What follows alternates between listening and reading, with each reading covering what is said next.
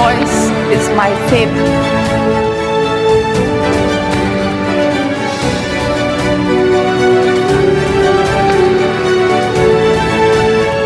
నమస్తే folks, welcome to my channel.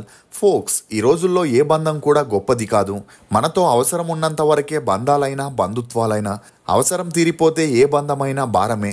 అసలు నేను ఈ మాట చెప్పడానికి గల కారణం ఏఆర్ రెహమాన్ విడాకుల విషయమే. ఇక ఈ మధ్య సినిమా వారి వివాహ బంధాలు నాజుగ్గా ఉంటున్నాయి.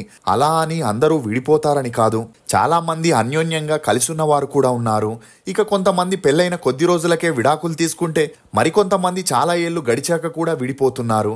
తాజాగా world famous music director, Oscar విజేత ఏఆర్ రెహమాన్ పెళ్ళైన 29 ఏళ్లకి తన భార్య సైరా బానుకి విడాకులు ఇవ్వడంతో అందరూ షాక్ కి గురవుతున్నారు. ఇక ఈ విషయాన్ని ఏఆర్ రెహమాన్ భార్య సైరా బాను ప్రకటిస్తూ, ఇప్పటికీ తామిద్దరి మధ్య గాఢమైన ప్రేముంది కానీ ఇబ్బందికర పరిస్థితులు కూడా ఉన్నాయని, ఇద్దరి మధ్య ఎంత ప్రేమున్నా కలిసి బ్రతకలేకపోతే విడిపోవడమే మంచిదని ఈ నిర్ణయం తీసుకున్నట్లు సైరా బాను చెప్పుకొచ్చింది. అసలు ఏఆర్ రెహమాన్ తన భార్యకి విడాకులు ఇవ్వడానికి గల కారణాలేంటి? రెహమాన్ హిందూ అయ్యుండి ముస్లింగా ఎందుకు కన్వర్ట్ అయ్యాడు? ఏఆర్ రెహమాన్ కి ఇళయరాజాకి ఉన్న విభేదాలేంటి? రెహమాన్ ఆ హీరోయిన్ తో ఉన్న సన్నిహిత్యం వల్లే తన భార్యకి విడాకులు ఇస్తున్నాడా అనే నమ్మలేని నిజాల్ని ఈ వీడియోలో చెప్పడానికి నేను ప్రయత్నిస్తాను. మీరు మాత్రం ఈ వీడియోని పూర్తిగా చూడండి. Dilip Kumar Rajagopal alias AR Rahman. ఇతను 1967 జనవరి 6న తమిళనాడులోని చెన్నైలో ఒక మధ్యతరగతి హిందూ కుటుంబంలో జన్మించాడు. తండ్రి ఆర్కే శేఖర్, తల్లి కస్తూరి. ఇతనికి ఒక అక్క, 2 చెల్లెలు కూడా ఉన్నారు.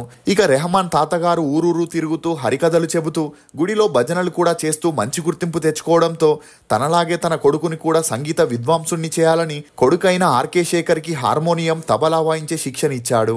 అలా కాలక్రమేణా ఆర్కే శేఖర్ నాటకాల్లో మ్యూజిక్ చేస్తూ మంచి గుర్తింపును పొందాడు.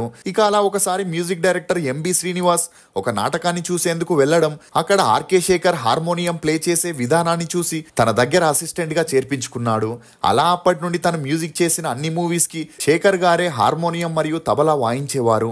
ఇక అలా కొద్ది రోజుల్లోనే ఆర్కే శేఖర్ కి సినిమా ఇండస్ట్రీలో మంచి గుర్తింపు వచ్చి ఎంకే అర్జునన్ మరియు దక్షిణామూర్తి అనే మ్యూజిక్ డైరెక్టర్స్ కూడా ఇతనితో వర్క్ చేసేందుకు మక్కువ ఎక్కువ చూపించేవారు. ఇక అలా తనకి వచ్చిన ఫేమ్ తో 1962లో కస్తూరి అనే ఆమెను పెళ్లి చేసుకోగా, వీరి అన్యోన్య సంసారానికి 3 అమ్మాయిలు, దిలీప్ కుమార్ అనే అబ్బాయి కూడా జన్మించాడు. ఇదిలా ఉంటే ఆర్కే శేఖర్ కి సక్సెస్ తో పాటు చెడు అలవాట్లు కూడా ఎక్కువై రోజు మద్యం తాగుతూ ఇంటికి వెళ్లకుండా ఎక్కువగా బయటే ఉంటూ జూదం కూడా ఆడుతుండేవారు. ఇక ఈ క్రమంలోనే తన ఆరోగ్యం రోజు రోజుకి క్షీణిస్తూ వచ్చింది. ఇదిలా ఉంటే తన 4 పిల్లలకి కూడా మ్యూజిక్ ని నేర్పించాలని చిన్నప్పటి నుండే వారిని మ్యూజిక్ క్లాసెస్ కి పంపిస్తుండేవారు. ఇక అలా ఒక రోజు ఆర్కే శేఖర్ కి రక్తపు వాంతులు అవ్వడంతో కుటుంబ సభ్యులు ఇమీడియట్ గా హాస్పిటల్ కి తీసుకెళ్లి చెక్ చేపించగా డాక్టర్లు ఇతనికి స్టమక్ క్యాన్సర్ వచ్చిందని చెప్పడంతో కస్తూరి గారికి ఆకాశం తలపై వచ్చి పడినట్లయింది.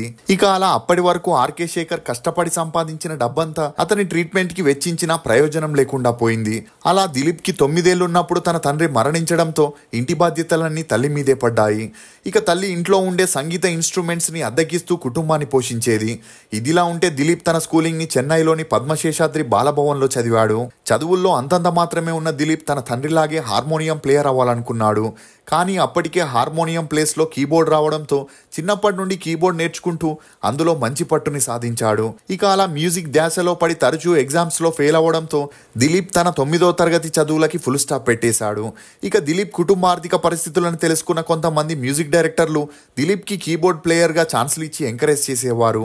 అలా కొద్ది రోజుల్లోనే ఇతని పేరు ఇండస్ట్రీలో గట్టిగా వినిపించడంతో ఇళయరాజా గారు దిలీప్ ని పిలిచి తన దగ్గరున్న ట్యూన్స్ ని తీసుకొని అందులో తన పేరుని వేయకపోవడం, ఎన్ని సంవత్సరాలైనా మ్యూజిక్ డైరెక్టర్ గా రికమెండ్ చేయకపోవడంతో ఇళయరాజా గారితో ఉంటే తనకి లైఫ్ ఉండదని గ్రహించిన దిలీప్ అతనితో వర్క్ చేయడం ఆపేసి తనే ఓన్ గా రూట్స్ అనే మ్యూజిక్ బ్యాండ్ ని ఓపెన్ చేసి తన హై స్కూల్ ఫ్రెండ్స్ అయిన వేణుగోపాల్, శివమణితో కలిసి షోస్ చేస్తూ మంచి గుర్తింపును సంపాదించాడు.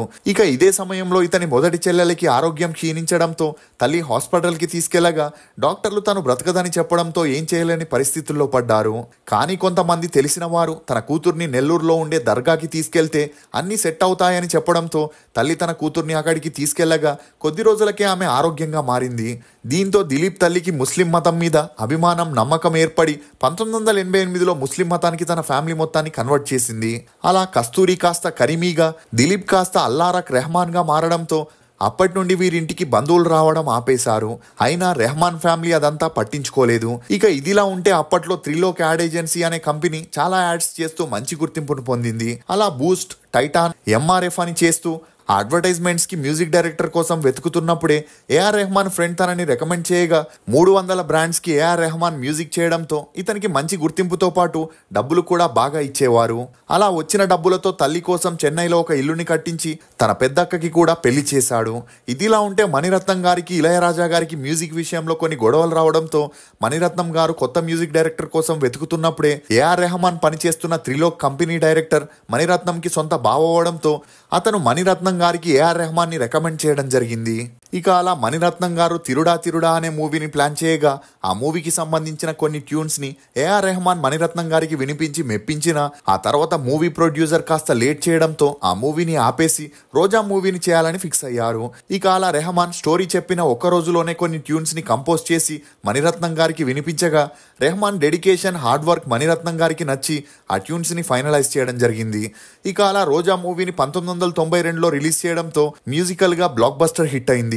అంతేకాకుండా ఆ మూవీకి సంబంధించిన 2.5 లక్షల ఆడియో క్యాసెట్లు సేల్ అవ్వడంతో 7.5 కోట్లని కలెక్ట్ చేసిన మొదటి మూవీగా రికార్డ్ ని కూడా సొంతం చేసుకుంది. ఇక అలా మొదటి మూవీకే ఏఆర్ రెహమాన్ కి నేషనల్ అవార్డు తో పాటు Tamil Nadu state award, Filmfare award కూడా రావడంతో ఇతనికి ఛాన్సులు వెతుక్కుంటూ వచ్చాయి. ఇక అప్పటి నుండి రెహమాన్ వెనక్కి తిరిగి చూడాల్సిన అవసరమే రాలేదు. అలా అటు డైరెక్టర్ శంకర్ తో ఇటు మణిరత్నం గారితో మూవీస్ చేస్తూ రెహమాన్ పాన్ ఇండియా లెవెల్లో గుర్తింపు తెచ్చుకొని స్టార్ మ్యూజిక్ డైరెక్టర్ గా ఎదిగాడు. ముఖ్యంగా జెంటిల్ మ్యాన్, బాంబే, రంగీలా, భారతీయుడు, జీన్స్, దిల్సే, పుకార్ అని 145 సినిమాలకి మ్యూజిక్ నందిస్తూ స్లమ్ డాగ్ మిలియనియర్ మూవీతో ఆస్కార్ అవార్డుని కూడా విన్ అయి ప్రపంచంలోనే ఫేమస్ అయ్యాడు. అంతేకాకుండా couple retreat, 127 hours, people like us, $1 million arm అని 15 హాలీవుడ్ మూవీస్ కి కూడా మ్యూజిక్ అందించడం గమనార్హం. ఇక అలా కెరియర్ లో సక్సెస్ఫుల్ గా దూసుకుపోతున్న రెహమాన్ కి తన తల్లి సైరాబాను అనే ఆమెతో పెళ్లిని ఫిక్స్ చేసింది. ఇక సైరాబాను పూర్వీకులు గుజరాత్ కి చెందిన ముస్లింలయ్యుండి పని నిమిత్తం చెన్నైకి వచ్చి సెటిల్ అయ్యారు.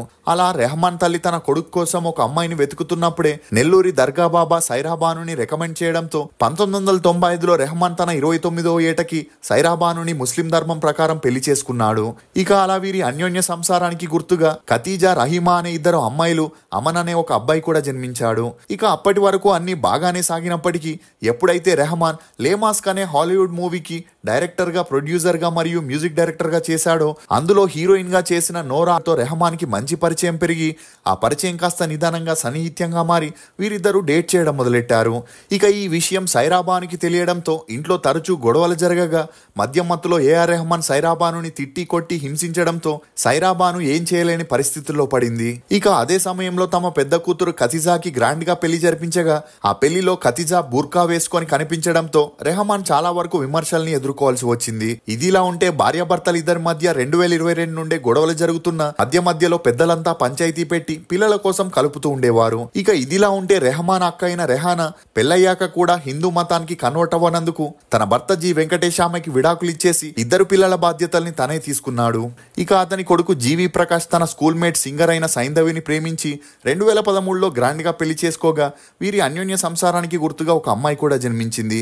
కానీ జీవి ప్రకాష్ కి వేరే హీరోయిన్ తో ఉన్న సంబంధం కారణంగా తన భార్యకి 2024 మే 13న విడాకులు ఇస్తున్నట్లు అనౌన్స్ చేశాడు. ఇక అలా ఇప్పుడు ఏఆర్ రెహమాన్ తనకి పెళ్ళై 29 సంవత్సరాలు అవ్వడం మరియు ఇప్పుడు తాతగా ప్రమోట్ అవుతున్న సమయంలో తన భార్యకి విడాకులు ఇవ్వడంతో అందరూ షాక్కి గురవుతున్నారు. అలా సైరాబాను రెహమాన్ కి ఎంత నచ్చజెప్పినా వినకపోగా ఆమెను ఫిజికల్ గా, మెంటల్ గా టార్చర్ పెట్టడంతో భర్త చేష్టలతో విసుగు చెందిన ఆమె ముందుగా విడాకుల విషయాన్ని తన లాయర్ ద్వారా మంగళవారం రాత్రి 10 గంటల సమయంలో సోషల్ మీడియాలో వెల్లడించింది. ఇక అందులో రెహమాన్ నుండి తను విడిపోవాలని నిర్ణయం తీసుకుందని, ఎంతో బాధగా ఉన్నా తప్పట్లేదని, ఈ కష్ట సమయంలో మా ప్రైవసీకి భంగం కలిగించొద్దని ఆమె చెప్పడంతో వీరి విడాకుల వార్తలు ఇప్పుడు అన్ని చోట్ల హల్చలవుతున్నాయి. ఇప్పటి వరకు ఏఆర్ రెహమాన్ 7 భాషల్లో 145 మూవీస్ కి మ్యూజిక్ అందించగా ఇతనికి 2 ఆస్కార్ అవార్డులు, 7 నేషనల్ అవార్డులు, 6 తమిళనాడు స్టేట్ అవార్డ్స్ తో పాటు 15 Filmfare awards, 16 south Filmfare awards ని అందుకున్నాడు. అంతేకాకుండా కేంద్ర ప్రభుత్వం నుండి పద్మశ్రీ, పద్మభూషణ్ అవార్డ్స్ ని కూడా అందుకున్నారు. ఏఆర్ రెహమాన్ పాటల్లో మీ ఫేవరెట్ ఏదనేది కమెంట్ సెక్షన్ లో తప్పకుండా తెలియజేయండి. ఫోక్స్, చాలా మంది దూరంగా ఉంటే మర్చిపోతారనుకుంటారు, కానీ దూరం ఎక్కువయ్యే కొద్దీ ప్రేమ ఇంకా పెరుగుతుంది. ఎందుకంటే దూరంగా ఉన్నప్పుడే దగ్గరితనం విలువ తెలుస్తుంది కాబట్టి. ఇది ఫోక్స్ ఏఆర్ రెహమాన్ సైరాబాను విడాకుల విషయంలో కొన్ని నమ్మలేని నిజాలు. ఈ వీడియో మీద మీ అభిప్రాయాన్ని కమెంట్ సెక్షన్ లో తప్పకుండా తెలియజేయండి. మేము చేసిన ఈ వీడియో మీకు నచ్చినట్లయితే ఒక లైక్ ద్వారా మీ సపోర్ట్ ని మాకు తెలియజేయండి. For more interesting videos please subscribe to CR voice. Thank you.